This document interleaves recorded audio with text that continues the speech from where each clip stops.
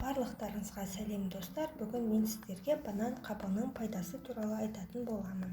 Банан қабығы бананның өзіндей болмаса да көп қажетке жарайтын пайдалы жақтары көп.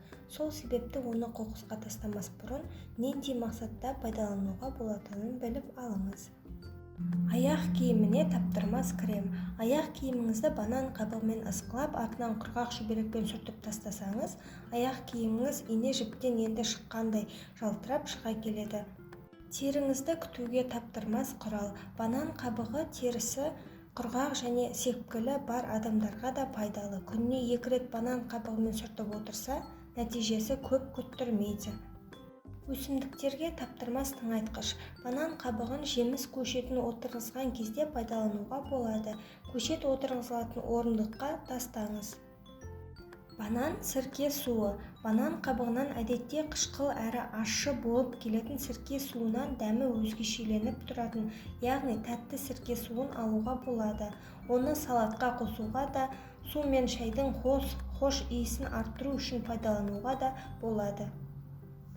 Банан қабығымен етті маринадтау. Етті қуырған кезде оған банан қабығын араластырса, етіңіз жұмсақ әрі дәмі тіл үйіретін тағам болып шығады. Тісті ағартуға таптырмас құрал. Тісті ағарту үшін банан қабығының ішкі жағымен тісті ысқалау керек.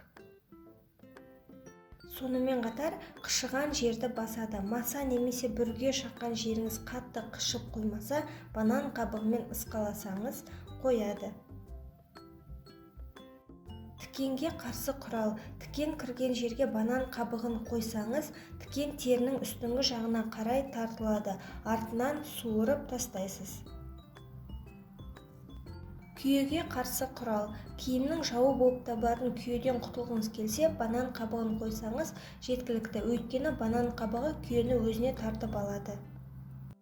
Бөртпе, ұшық, безеуге қарсы құрал. Бетіңізде көркіңізге көлеңке түсіретін безеу, бөртпе пайда болса, банан қабығымен сүртіңіз. Алайда онымен артынан бетіңізді тұтас сүртіп жүрмеңіз. Нәтижесі көп күттірмейді.